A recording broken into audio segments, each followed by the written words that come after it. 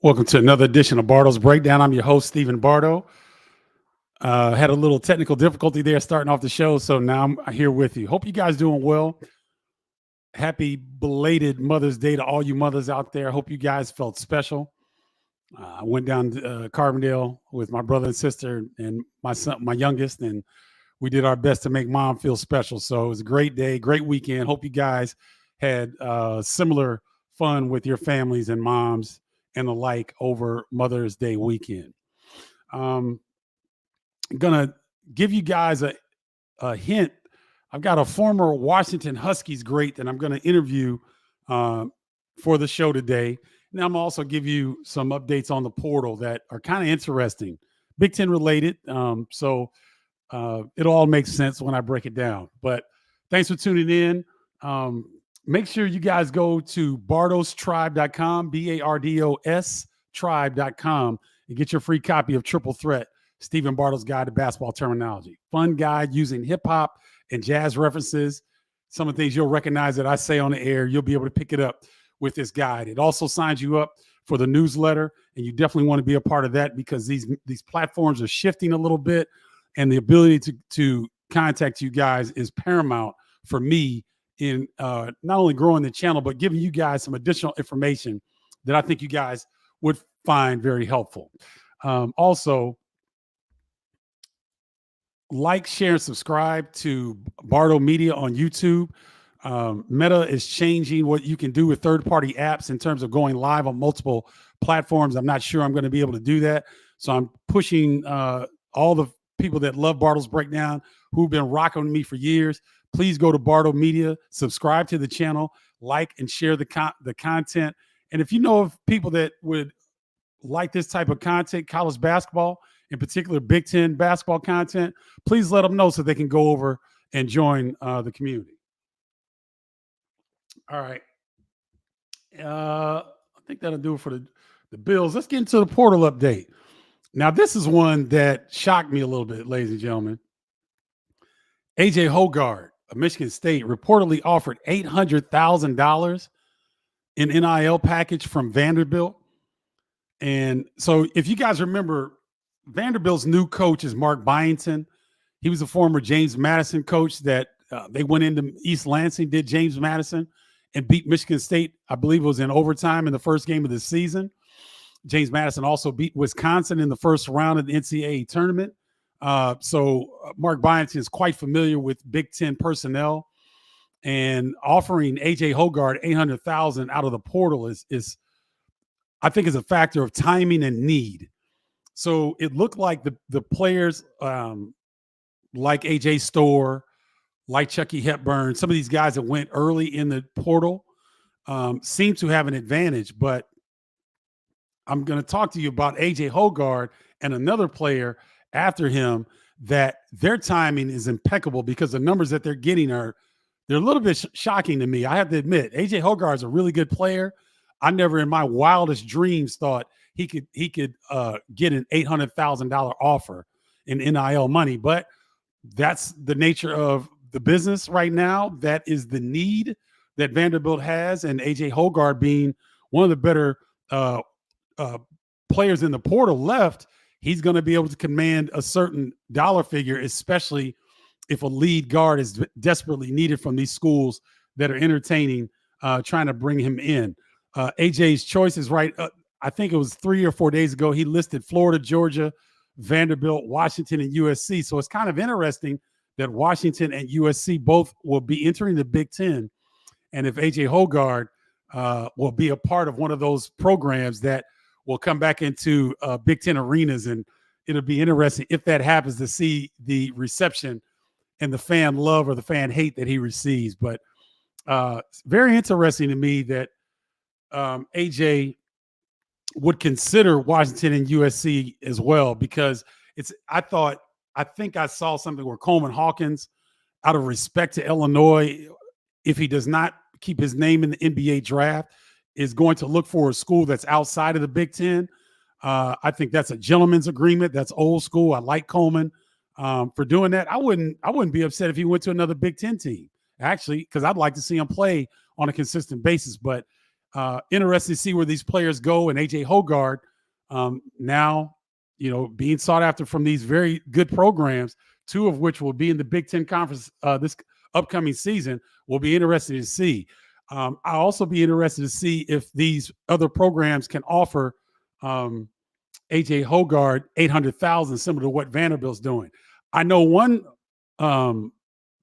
incoming Big Ten school that probably shot their wad in NIL money, and that is University of Washington, ladies and gentlemen.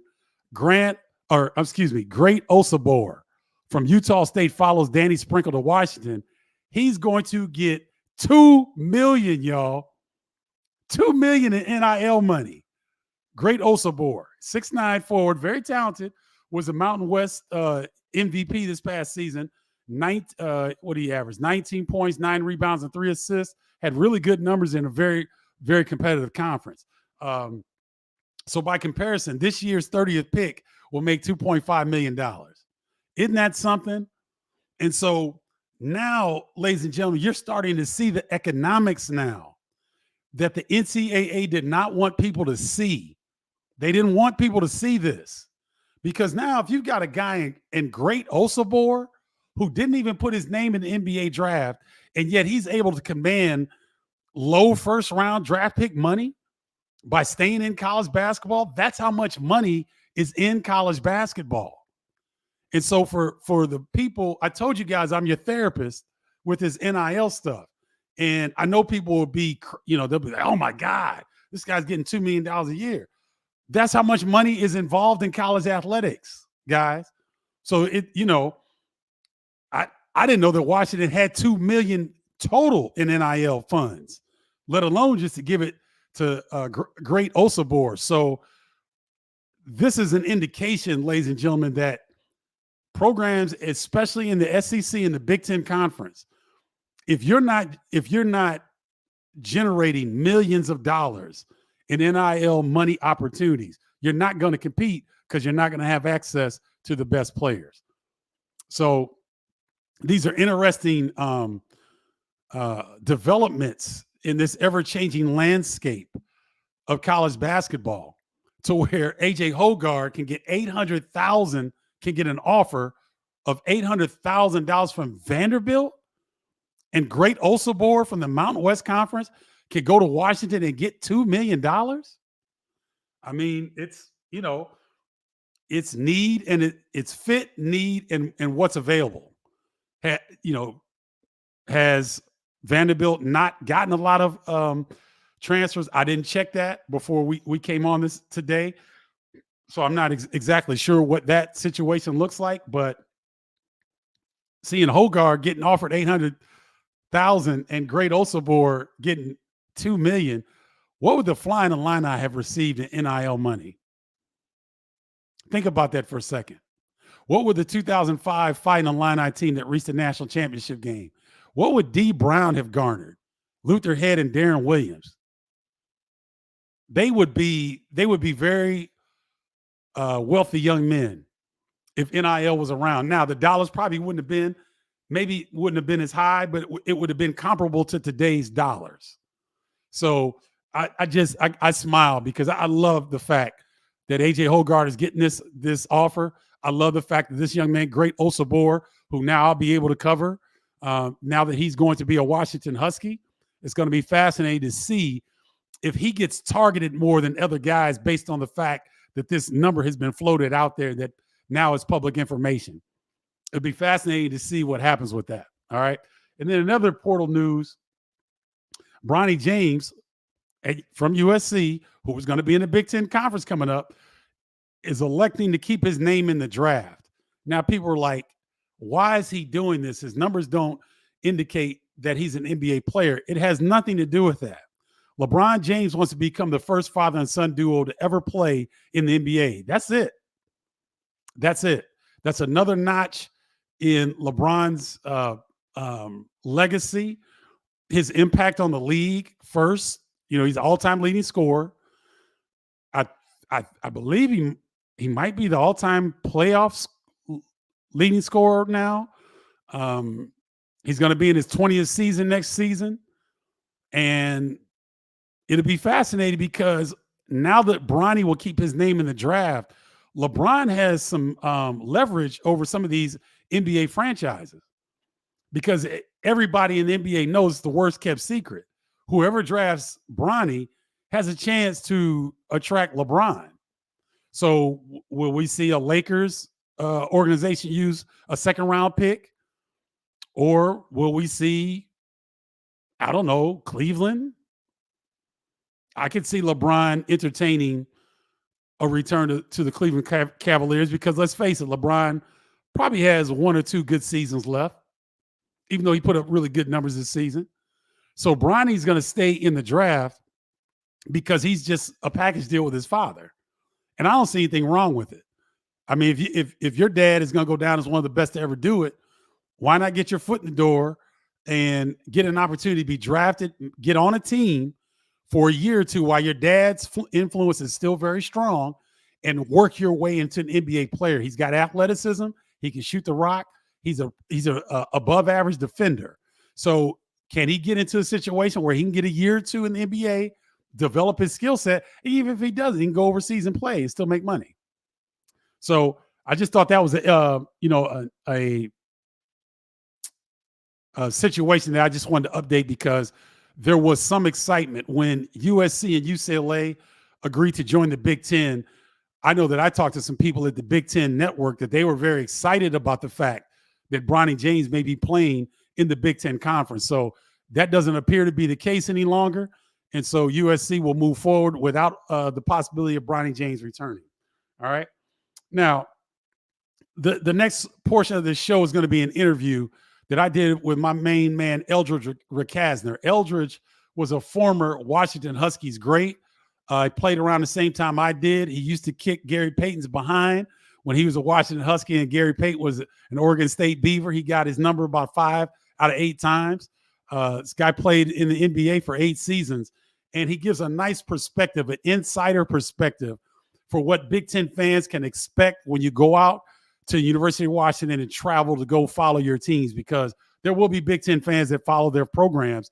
And when you go to Washington, Eldridge gives some really nice tidbits on kind of what to look for, some of the restaurants, some of the traditions of University of Washington. So check out this interview right now with former Washington Huskies great Eldridge Recasner. Welcome back to another edition of Bardo's Breakdown. I'm your host, Stephen Bardo, and I've got a special guest on with me today. Spoiler alert, he's a good friend of mine, so we'll probably do a lot of laughing, but this is my man, Eldridge Recasner. Eldridge, how you doing today, brother? I'm good, man. Thanks for having me on, Bardo. I appreciate it, man. Hey, thanks for coming on. Ladies and gentlemen, I'd like to bring, we're talking the new Big Ten right now, and so we want to bring in former players, former greats of these 4 institutions that will be joining the Big Ten Conference: University of Washington, University of Oregon, USC, and UCLA. And Eldridge Recasner was on the All-Century team with the Washington Huskies. This is a young man that had played 8 years in the NBA, was a CBA MVP and champion, has played overseas, and has done some really great things on and off the court. So, Eldridge, let me ask you, growing up in New Orleans, how did you get from New Orleans all the way to University of Washington in Seattle? That's a great question, because everyone asks me that all the time. When I grew up in New Orleans, I was being recruited by a school called Louisiana Tech that had a guy named Karl Malone, who everybody knows. That was one of the biggest schools that recruited me, along with Creighton University. And some people might not remember, but Creighton had a guy named Benoit Benjamin, and they were coached by a guy named Willis Reed. Yep. So that was my top 2 schools at the time. Creighton was telling me, you want to come here because Karl Malone's going to go pro, so you don't want to go there. Louisiana Tech was telling me, you want to come here because Benoit Benjamin is going pro, so you don't want to go there. They both went pro after their junior year. So the coach at Louisiana Tech was a guy named Andy Russo. He ended up coming out to Washington, replacing Marv Harshman, and invited me out with him, and that's how I got here, man. Yeah. Didn't know much about Seattle, didn't know much about the University of Washington. I think I saw one special on Detlef Shrimp and Chris Velp. It was called The German Connection. But other than that, man, I didn't know anything about UW. And so from a young man growing up in New Orleans to go, that's almost like a totally different world. How was your adjustment period when you first got to Seattle? Oh, it was crazy. And I didn't want to go. When he asked me if I wanted to come, I told him no. He kind of looked at me like, whoa. And my dad was like, yeah, you're going. You know, that's the Pac-10, that's UCLA, that's USC. It's a great conference. And I said, really? He said, yeah, why don't you just go take a visit? So then they flew me out the end of August. It was football season, man. And they had 75,000 people in the stadium. It was 85 degrees. I was like, wow, this could be pretty cool. Man, I got here in October. Bardo, it must have rained for 3 straight weeks, man. But everything was different culturally. You know, I'm from New Orleans, which is a predominantly black city. To come out to Seattle in 1985 was predominantly white. The weather was different. The food was different. It was straight culture shock, man. I'll never forget. We didn't have athletic dorms. So we just dormed with the regular students, and I had a white roommate, man. I almost had a heart attack. I remember running down to the lobby level, calling my mom, collect on the payphone. Mom, you're not going to believe this. I got a white roommate. She was like, boy, you better get back up to that room. But everybody was super nice, man, and that's one of the reasons I'm still here today. And then take me a little bit in your time at Washington, Eldridge. You were a 3-time all Pac-10 guard. I read doing the research on before we came on. I saw that you got the better of Gary Payton 3 out of 8 times, or 5 out of 8 times that you all faced each other. Can you give our viewers a sense of how competitive the Pac-10 was back then?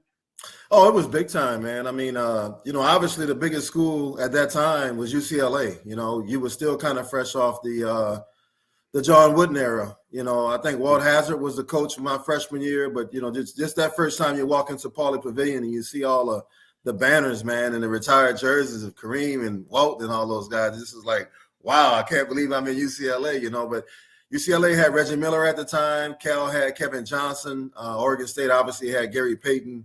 But there's some guys that you probably remember too, Bardo, that didn't really pan out in the league. Stanford had a guy named Todd Lichty. Oh, yeah. University of Oregon had a guy named Anthony Taylor. So it was some really, really good players in the league at that time. And then by the time I became a senior, guys like Terrell Brandon, Harold Miner came into the league. So it was a really, really good league, a really competitive league. I actually redshirted my freshman year because when Andy Russo recruited me, it was really, really late in the year, in the summer. So I was the only freshman. He was like, well, I don't want you to be the only freshman in your class, so we're thinking about redshirting you. Would you mind redshirting? And my dad was like, no, he threw a fit, man. He damn near had an aneurysm. He was like, you're not redshirting. You're just as good as anybody on that team. But the coach just didn't want me to be a freshman by myself because, you know, that was back in the day when nobody was going pro after their freshman year. So I redshirted. In my redshirt freshman year, I was all freshman team and then went on to be 3 times all Pac-10, yeah. And so, Eldridge, you know, man, with such a tremendous history in the Pac-10 and, you know, recently the Pac-12, originally at Pac-8, I believe is how it started. Yep. What was your feeling when you heard about the demise of the conference? Oh, I've been sick all year. You know, it's been like a gut punch, man. I don't think people really realize when you're a fan, it might be a little bit different, but when you went to a school and you're part of the history of that conference, man, it's just I remember when I first saw that you know that USC was leaving, I was like, oh wow, this could be a problem, you know. But I still thought, oh, we'll bring somebody else in. We'll bring in a San Diego State and a Boise State. It won't be as good, but we'll still have the Pac-12 together. And then when Washington and Oregon decided to leave, and it just collapsed, man. I just remember going, wow. And calling games this past season was real weird, you know, because it's weird thinking, well, this might be my last time at Gill Coliseum in Oregon State, or this might be my last time at Beasley. You know, it just was really, really strange, man. So I'm not going to sit here and tell you that I'm all excited and stuff about it because I'm not, you know. I mean, because the history in that conference, you talk about 108 years. You're talking about Kareem Abdul-Jabbar, Bill Walton. I'm just talking basketball. I'm not talking all the other sports. You know, you got USC for football. You got Stanford for women's basketball. I mean, just some great, great, great history like that just gone out of the window, man. So it's unfortunate, you know, and I don't know what to say, Bardo. You know, it just leaves an empty pit in your stomach, man. You know, I don't have anything against the Big Ten, you know, but I was used to talking smack to you about the Big Ten and the Pac-12 back in the day. And I remember almost getting into a fight with Steve Smith, who went to Michigan State, because all he used to run around when we were in Atlanta was talking about what the Big Ten make men. I'm like, man, get the hell out of here.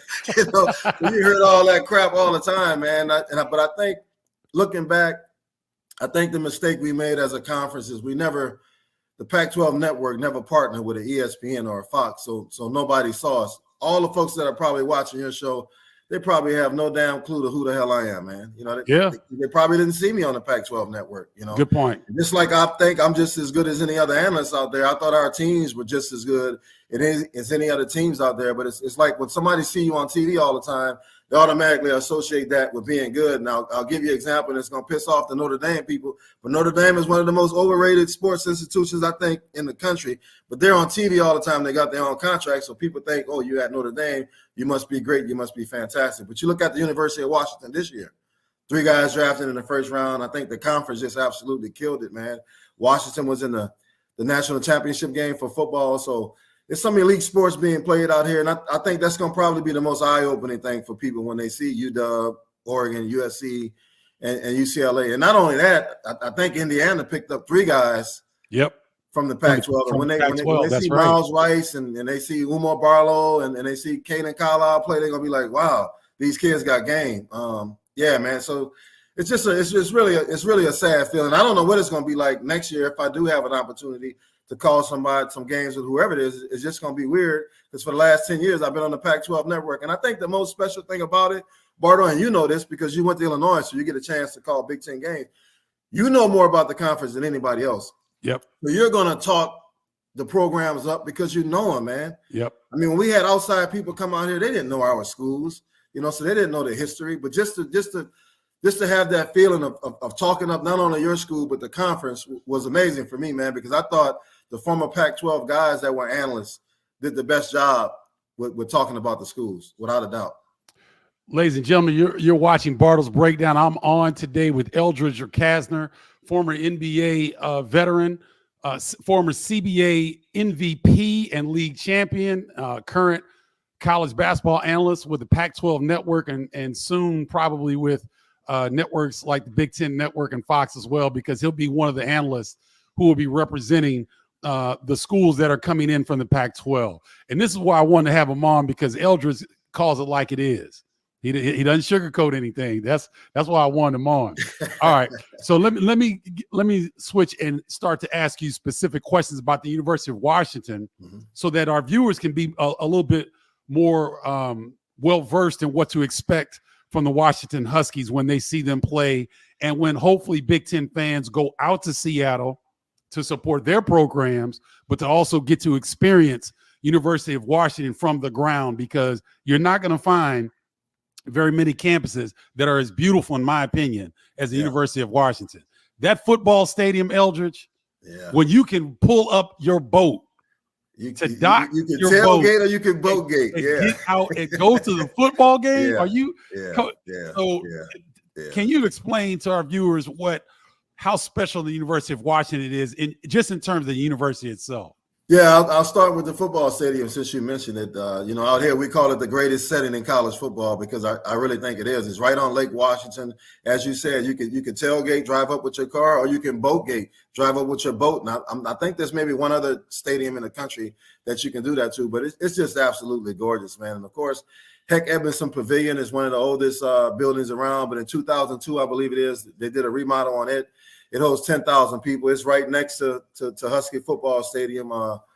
Just a lot of tradition, man, a lot of great history. I think for the folks in the Big Ten that haven't been out to Seattle, they're going to absolutely love the city. Seattle's one of the top cities in the country with Microsoft, Nordstrom's, Costco, Amazon, you name it, mountains, lakes. It's expensive, but it's beautiful. Yeah. Okay. No, I love that. I love that. Now, let me ask you this. What's the best restaurant on campus? The best restaurant on campus, now you got to remember, it's been 35 years since I was there, but when I was there, it was a place called The Hub, man. It's where it was a student union building where everybody hung out at. They had a little bit of everything. But now, as you know, Bardo, hell, they probably got Chick-fil-A and Chipotle and all those kind of places on campus. When I was there, we just had basic cafeterias, wasn't anything special like it is today. But the place that everybody hung out was called the Hub, man. That's where, especially if you were a freshman, meeting all the new people, the new honeys on campus, and I guess the girls was like the new guys on campus. So my freshman year, that's where I spent a lot of time. Hell, every year I was there, that's where I spent a lot of time. But especially my freshman year was the Hub. Yeah. Okay, that's good. I like that. The Hub. We're gonna have to check that out. Building. Yep. What are some traditions that are popular with Huskies Nation? Like, what are some of the things that you do? Is there a call, or is there certain things you do game day? What are some of the traditions that I think the biggest tradition, and that's a great question that you brought up, because a couple years ago, Wendy's came out here. And we talked about the boat gating. Wendy's came out here. They rented some boats, and they were giving out burgers on Lake Washington to the fans that were boat gating over to the game. So I was looking, and I was like, well, what the hell? We have a restaurant called Dick's. I'm not sure what it's like in Chicago, but let's say Carlson Ribs was a chain, because I know Carlson was there. So Dick's is a chain here in Seattle. It's only in Seattle. It's nowhere else. So I called up Dick's, or I hit him on social media. It was like, man, y'all gonna let Wendy's come in y'all backyard and give out burgers? I was like, well, what do you think we should do? Because I've been going to Dick's since I was a freshman. I remember on my recruiting trip, Andy Russo took me out to a fancy restaurant called Ivor's, and he was like, oh, you're from New Orleans, you're gonna love this dish called shrimp curry. And I'm thinking, shrimp? I love shrimp. And curry, I don't really know what the hell that is, because I'm from the hood. I was like, but I'll try it. So we're sitting there waiting on our meal to come out, Bardo, and it's me, Coach Russo, one of his assistant coaches, and one of my senior players named Paul Fortier. So this dish comes out all covered in lime green sauce, and I'm like, man, I'm glad that ain't mine. And they set it right down in front of me. So I said, man, I'm not eating this. So Paul Fortier, who was my host, after the dinner was over, he said, well, I see you didn't really eat anything, man. He said, there's a hamburger place called Dick's. They got some pretty good burgers if you want to go over there. And I was like, yeah, man, I'm starving. So he took me over to Dick's, and I had the burger, man. And for 39 years, I just absolutely loved them. So I think one of the traditions is after the football games, after the basketball games, everybody usually goes over to Dick's Burgers and have a burger. You can't sit down. You can only order it at the window, and you got to take it back in your car or take it home. But I tell you what, man, the line is always long. And Bardo, you're not going to believe this. At the time, he was the richest man in the world. Bill Gates was standing in line at Dick's Burgers. Yes, sir. Bill Gates, I'll say it again, was standing in line at Dick's Burger. That's how good the Dick's Burgers are. So that's one of the traditions that I remember from my time at UW. Oh, that's a great one, though, Eldridge. Yeah. I'm glad you said that, because the reason I bring up restaurants and stuff like that, obviously, if you're going to go and visit a new place, you got to grub, right? You got to get your food down. So, ladies and gentlemen, Dick's Burgers in Seattle. And you said it's only in Seattle. It's only in Seattle. Folks probably up in Chicago are probably more familiar with In-N-Out now, because I know a lot of people go to LA, but I think In-N-Out just copied their whole format, because it's the same thing. They got a double burger, they got a single burger, they got a hamburger, and they don't do anything else. Fries, drinks, and a shake. They don't have a chicken sandwich. They don't have a salad. Hell, I think 5 years ago, you could just start paying with your debit card. It used to be just cash only, but a really, really loyal following, man. And like I said, a family-owned business that's fantastic. Man, I'm going to check that out when I go out there. You got to. Yep. Yeah. All right. Now, Eldridge, what do you expect from the Huskies as they enter the Big Ten? Let's talk specifically men's basketball. Is there need for improvement? Is there need for infrastructure? An injection of investment in the infrastructure? What do you think the Huskies need to be very competitive entering the Big Ten? Well, I think the biggest thing for UW right now for the Huskies, Bardo, is they got a new coach, man. I'm not sure if your listeners are aware, but Mike Hopkins was here for 7 years. Yep. Folks in the Midwest probably familiar with Mike Hopkins.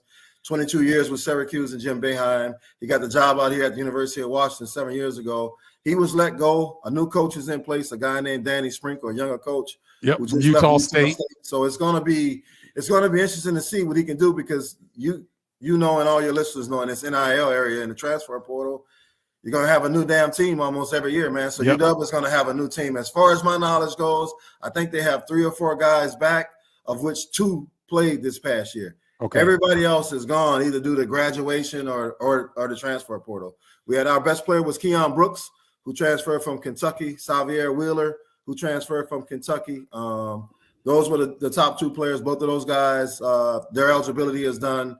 Paul McCahey, who played at Rutgers, you might be familiar with him. He was here. His eligibility is done. And then they had another guy named Moses Wood, whose dad, David Wood, played in the NBA. His eligibility is done. They were 4 of the 5 starters, and they're all gone. We got a big guy coming back named Frank Kempnon, who played at Oregon his first 2 years, and he's been at UW the second 2. So I can't really tell you how they're going to be because they've got a lot of new faces. A lot of the guys they're signing out of the transfer portal, I got to be honest, hell, I'm not familiar with them. I've never seen an era like this, man. And I know you haven't either, where a guy can go, like a Jack Goki can go from a D2, to a Division I school, or better than that. I saw a guy, man, I can't even remember how small the school was, but I'll give you Dalton Connect. Yes. Northern Colorado. Great example. To Tennessee, to the lottery. That would have never happened in our era, man. You weren't moving up from these small D2. I don't give a damn if you were 35. You just wasn't doing it. And then I think that's another problem, man. Guys are 25, 26 years old playing college basketball. And I just absolutely can't imagine being 25 or 26.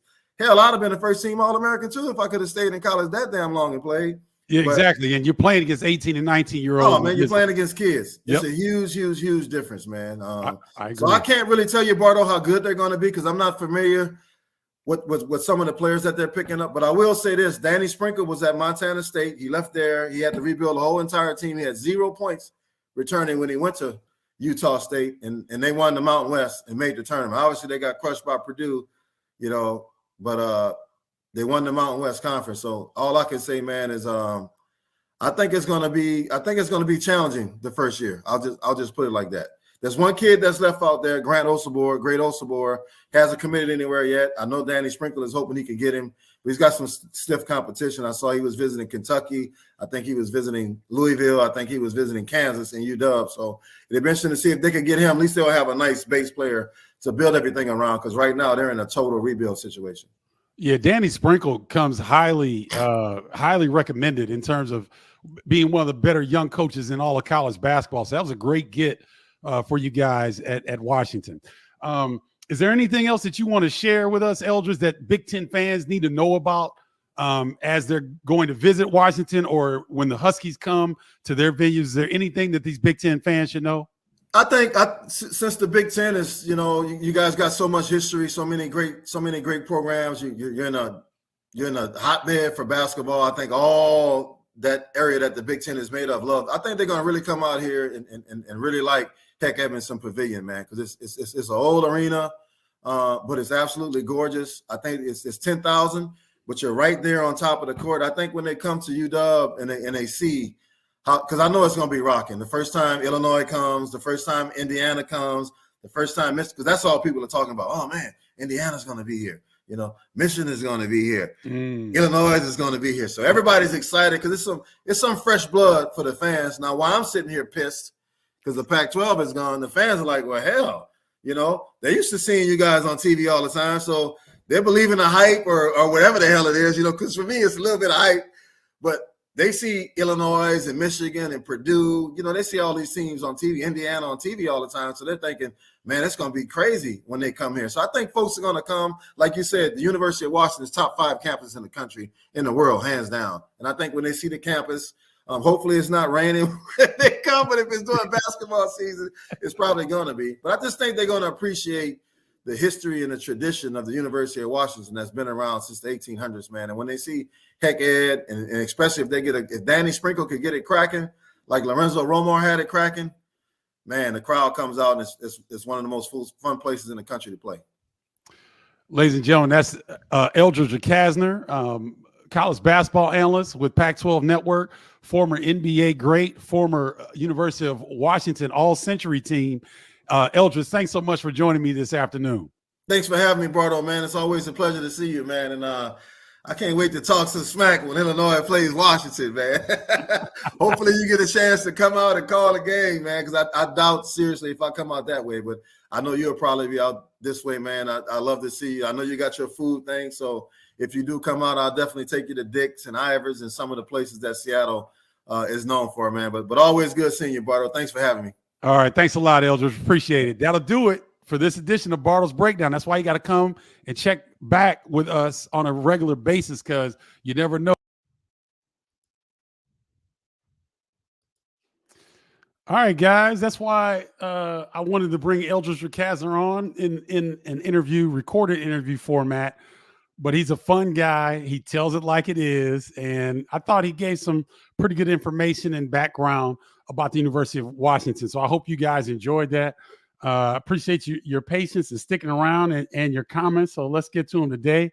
Yeah, Philip, I talked about Great getting the $2 million NIL package from Washington, and that happened today. So a lot's going on. What's up, Shannon Williams? Yeah, he's funny, man.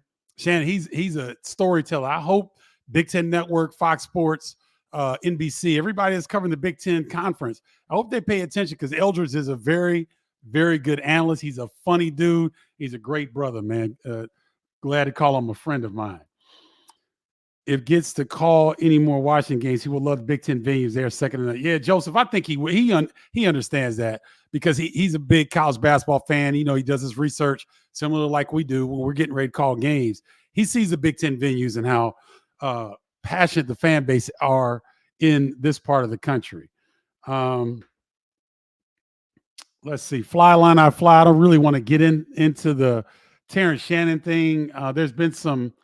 Dory Petzerio has something where Terrence Shannon's agent says that he will be at the NBA Combine media availability on Tuesday. How do you think he'll be treated? I don't know. I don't know how NBA teams typically address things like that, Dory or Joseph. So, and fly line, I fly. So I'm not sure. I don't really want to comment on that because it's pure speculation at this point. Good question, Philip. I'm not sure if they'll have triple headers. You know what? Like ESPN used to do. They would have a Big East game, a Big 12 game, and a West Coast Conference game. So they might. You might see Ohio State at Maryland in the 6 o'clock window. You might see, I don't know, Indiana and Nebraska in the 8 o'clock window, and possibly a Purdue at UCLA in the 10 o'clock window. I don't know. That's a good question. It's going to be fascinating to see how they do the scheduling because the football schedule is nothing. That's easy. That's nothing. All the other schedules and all the other college sports for the Big Ten, that's the nightmare, including men's basketball. So, good question. I'd like to see a triple header, but we'll see.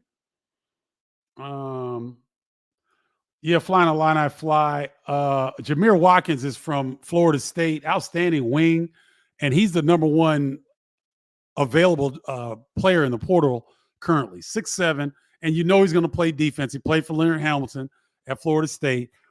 Very athletic. His name is in the draft right now, and if he pulls his name out of the draft, he will be highly sought after. So whoever has NIL money left, they will be throwing it at this young man if they need a wing player, a dynamic wing like the Illini. So we'll see what happens there. I know that Igor Demin was offered $2 million. That's an Illini target, a 6'8" Russian guard.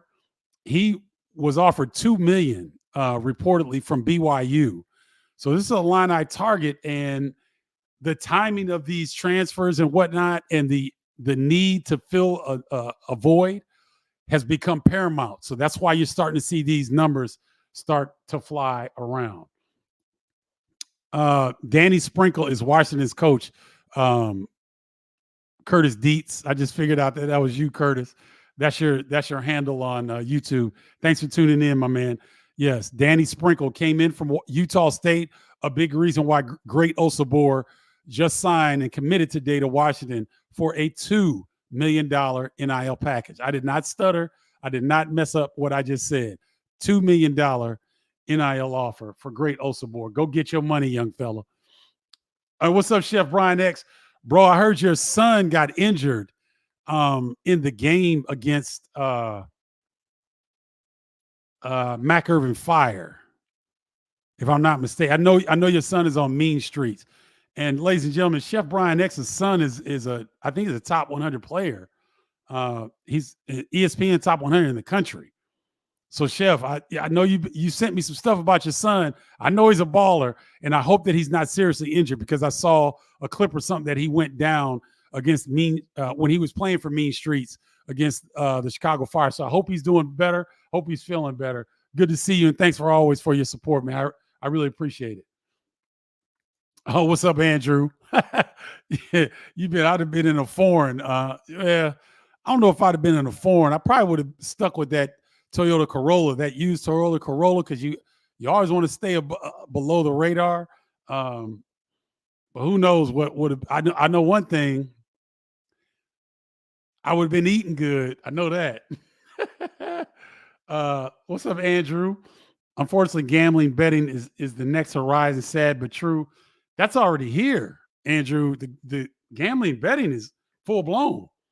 That's already in full effect. I don't know if players can sign NIL deals with gambling corporations. I'm not sure about that, but that gambling on college sports and all that's in full effect. Melanie Irwin. Melanie, I have to credit you because you've been coming up with some really good points and questions through the later shows. I got to star that comment. If a school does not use all their NIL money, does it roll over from year to year? That's a great question. I would think it would, Melanie, because of the nature of these collectives. Collectives are basically organizations that are created to raise funds to distribute name, image, and likeness funds to the college athletes. I imagine it would, and it'd be interesting, Melanie, to see if they could have some short-term investment vehicles for the money that is not allocated to the college athletes. Can they throw that into an investment vehicle that can generate additional money before they have to withdraw it again for different NIL opportunities? So that's a great question, one that I need to research a little bit further and get back to you on, because I know the rest of the community would like to get that kind of to get answers on that bit of the NIL territory as well. So thank you very much. It's a great question. Roberto Garcia, along the same lines as what Melanie just asked, does NIL money only come from boosters' private donations? I think that NIL money can come directly from corporations, Roberto, specifically companies that want to work directly with a specific college athlete. I'm trying to think. I know that Terrence and Coleman had certain NIL deals directly with companies. I can't remember exactly what they are. So you get boosters, private donations, and corporations that I think make up the pool of money that can be distributed to the college athletes. So thank you, Roberto. Yes. NCAA and these college programs have been making a killing for years. I thought it wasn't going to be on Facebook either, Curtis. That's the alert that we were given, and a lady that I follow that is she's an OG in the Facebook game in terms of marketing. She talked about having to a workaround, and I guess it might kick in May 18th. So this might be the last Monday that I'm able to do it directly from this StreamYard app that I'm using. But I'll go back and look. But I'm glad that it's popping up today, because I certainly threw out just an alert that the show was coming on, and I was directing people to my YouTube channel. Is Coleman Hawkins a lock for UNC? I don't know if he's a lock, but I think that's the school that's leading for his services. I believe Louisville is in there as well, because they've got a nice size bag that they didn't exhaust totally on Chucky Hepburn from Wisconsin. So it will be interesting. Will Coleman go for the bag, or will he go for the opportunity to win right away? Because I think UNC provides both of those, the ability to win right away. RJ Davis is returning to North Carolina. So he's got a dynamic guard that he can play with, and it will be interesting to see what happens. Hopefully, he will have a better experience than Pete Nance had. If you guys remember, Pete Nance, the talented forward from Northwestern, transferred to North Carolina, started at the beginning of the year, but towards the end of the year, think he got replaced by the forward. His name escapes me. He transferred in from Oklahoma and had a monster NCAA tournament. He alongside Armando Baycott. Then Pete Nance got hurt and he couldn't get his way back into the rotation. If Coleman pulls his name out of the draft and he ends up a Tar Heel, hopefully his experience will go much better than what Pete Nance's did, because he did not have a good run when he went to UNC. Now, Fly Illini Fly makes a good point. I was looking at Igor Demin. This is a 6'8" wing, originally from Russia. And the Illini were really hot and heavy on him. And then all of a sudden, other people jumped in the fray. And it was rumored that he was offered $2 million from BYU. So we'll see what happens with Igor Demin. But this is the nature of NIL and the transfer portal in the time frame that we're kind of mid to late in the stages now. So teams that really need to get a dynamic wing are looking at this young man, and he's getting a lot of money thrown at him. So we'll see if Illinois can close the deal, but he's been offered $2 million from BYU. Marsman, what's up, Marsman? I can't see Coleman playing with Doug McDaniel, who's at Kansas State now, or Chucky Hepburn is at that Louisville. Hope he stays in the draft. Well, we'll see. I hope that he gets his bag wherever he goes. If it's the NBA or if it's at another program in college, Coleman deserves it. Okay. What's up, Divine? Can't believe he would want to play with Chucky Hepburn. You never know. You get in a new conference, you get in a new program, and you're flush with new cash. New cash makes things change a little bit, Marsman, I would think.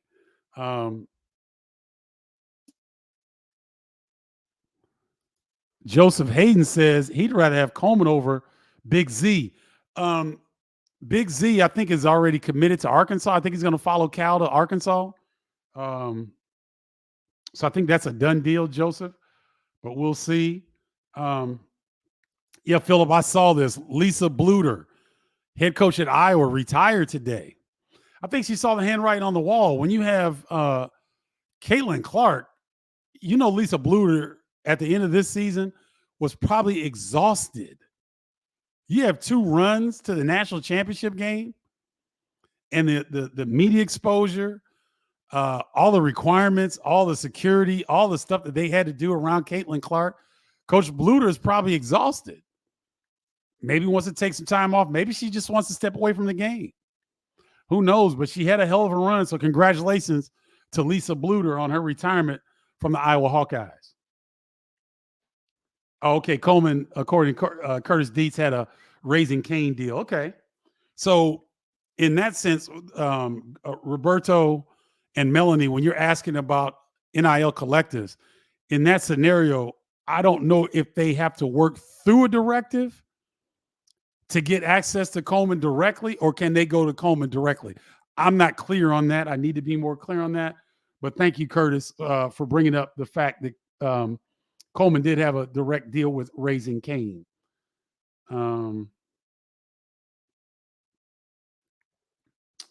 Okay.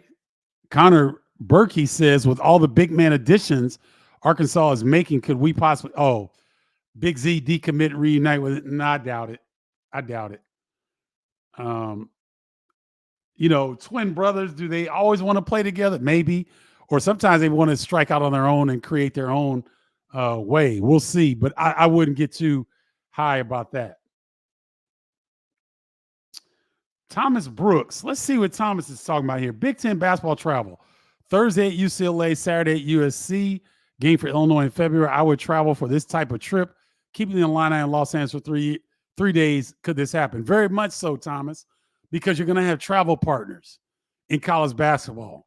So if Illinois has a travel partner of Northwestern, then you'll see a swing of at least 2 games on the West Coast. You'll see, like you pointed out, Northwestern at Washington on Thursday, Illinois at Oregon on Thursday, and then they would flip. Illinois would go to Washington on Saturday or Sunday, and Northwestern would come down to Oregon, and it would flip. So I think that that's a very likely scenario, Thomas, and it would be fascinating, wouldn't it?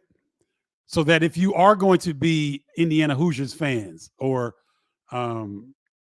Nebraska Huskers fans or Ohio State fans, these fans that travel very well, Purdue, Illinois, all these schools that travel very well, who wouldn't want to plan a weekend, a February weekend in Los Angeles, or even go between Eugene, Oregon, and Seattle, Washington? I don't think I know there are direct flights from Seattle into Eugene, maybe not many, but I'm sure there are some. Or Eugene, I don't know how far Eugene is from Portland. I'm not even going to guess because I don't know, but that would be a great weekend, especially in the wintertime when the winter's clowning here in the Midwest and on the East Coast. Go out to the West Coast.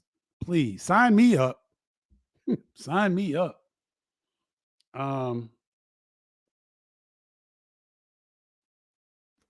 Oh, Thomas, you're talking about Tomislav? I mean, I'm not. Tomislav is 7'1". He's more of a traditional back to the basket scorer than his twin brother Z, who is at Kentucky and is going to be at Arkansas. He can shoot the three, but he's very comfortable with his back to the basket. I don't know, with a 7'1" frame and his size, he's going to help with rim protection. I'm not sure he's a tremendous shot blocker. I didn't see a lot of lift from him, so I don't see a lot of athletic ability in terms of vertical. But I do see skill set with handling the basketball, being able to make passes. Thomas, one of the areas that I think he would be really good is in a ball screen action with Kylan Boswell at the point and he at the 5. If teams want to double team Kylan can hit Tomislav with that short, the short catch and roll, so that Tomislav catches and turns, and now it's 4-on-3. I think he's a big that can handle those scenarios, and so he's a talented big.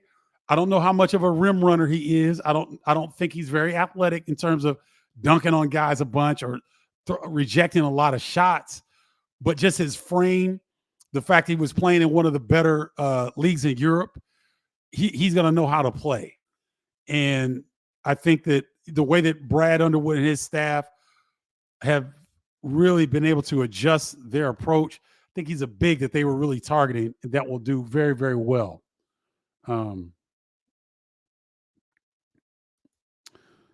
Yeah, Curtis, he was a juggernaut. He used to give Gary Payton fits back at Washington when they were in college together. Let's see.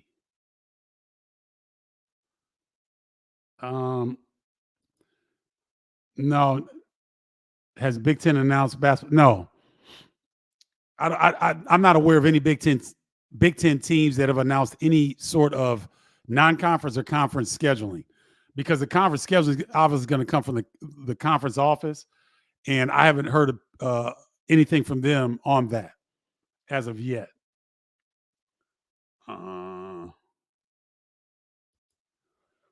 Melody says, it would be nice to see Coleman stay at Illinois and be a mentor to these new guys coming in, as well as learning the Illini culture.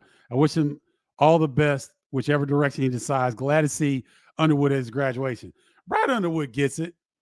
He understands, when you work with someone that long, you develop a relationship. Brad Underwood and Coleman Hawkins know things that nobody else will ever know. And it's just between those two. Coleman has been so good for the Illinois program.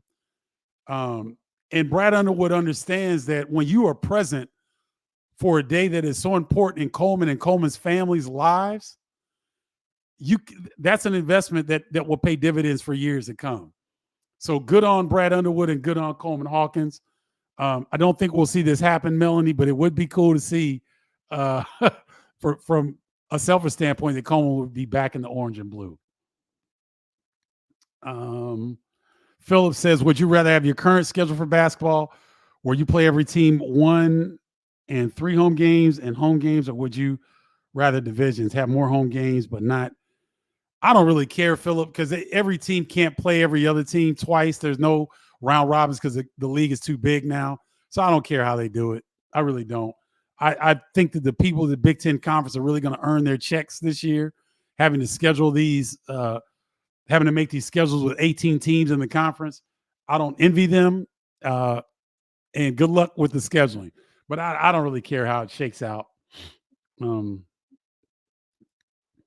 know for sure, but some wind out there that Kaluma and Wooga don't seem to fit what Brad's looking for personality wise. Okay.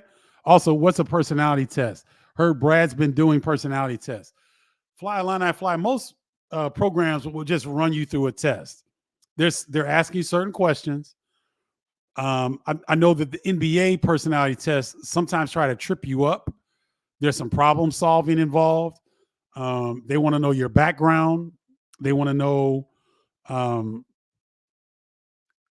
They might put you in scenarios to see, what you would do in this scenario, to maybe test your character off the court, test your character inside of a locker room. Have you had any, run-ins with teammates? What if we were to ask your coach, if we were to ask your former coach about you, what would he say about your character and your personality? So they utilize these personality tests, Fly Illini Fly, to get a sense, because, ladies and gentlemen, they're speed dating right now. They watch film. They do as much background information as they can. They call people that know these players, and then they interview them, and then they have to make a decision. So it's speed dating. So all these bits of information that they can glean from a personality test, they're going to do. Okay? Good question. In Brats, maybe the lineup are all right where they're at. Everybody all about a wing, like there's always a TJ to make a pro out of. Yeah, and Bryce, I don't know that it's necessarily trying to get another TJ Shannon, because I don't think you're going to find that. I don't think they're available right now in the draft, in the transfer portal. But if you need a dynamic wing scorer, then that's what you need. If you've got to replace somebody that can go get you 15 points a game, then you got to go out and get it. It may not be a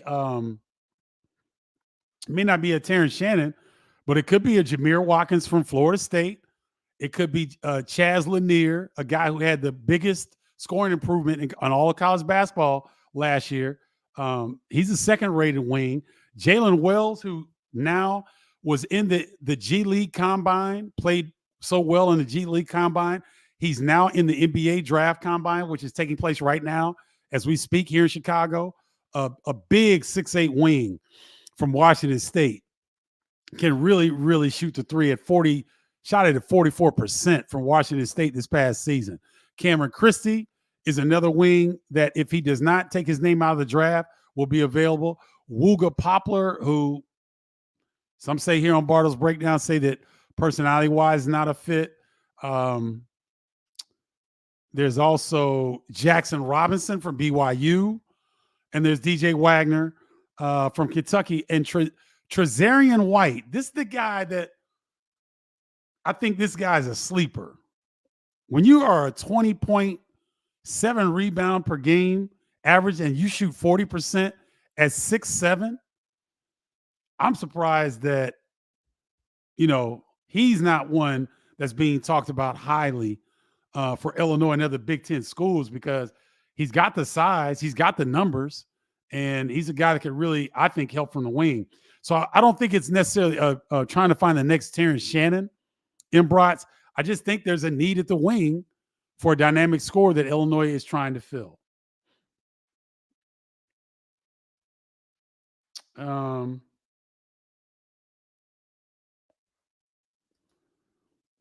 There it is, Philip.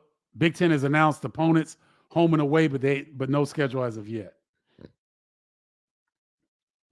And Philip makes another great point. Terrence Shannon Jr. wasn't the player when he entered Illinois. Terrence Shannon Jr. was not the player that he left the program.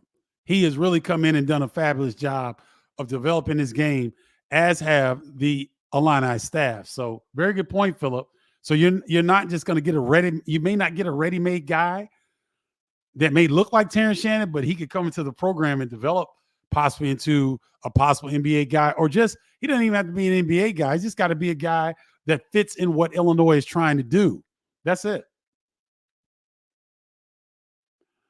You know what, Dory, my buddy Gene Cross, who is with the New York Knicks organization, every year he's on my, to get over there. I get lazy, and I probably should be a lot more aggressive about being there, because I know half to 3/4 of the NBA personnel, coaches and staff and scouts and all that. I know a bunch of these guys. I know the players that are in the draft. I need to be there, but I got a little lazy, and let's scratch that. I didn't get lazy. I went home with my family to celebrate my mother this weekend, and I didn't reach out or didn't email anybody to try to get access or whatnot. I need to get a little bit more aggressive on that. So, but no, I don't.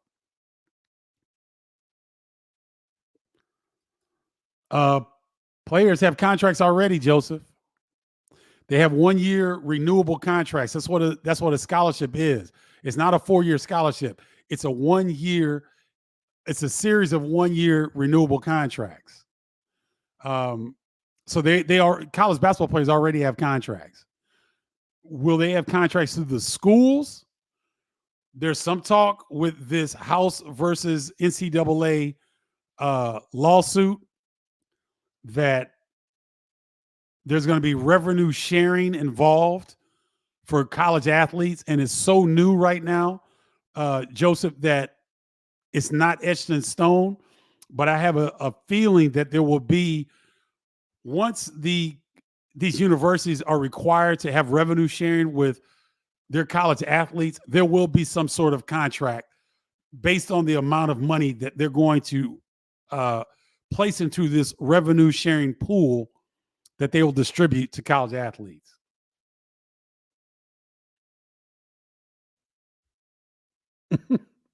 Philip says, Bardo, you need to do the Combine and Orange and Blue show.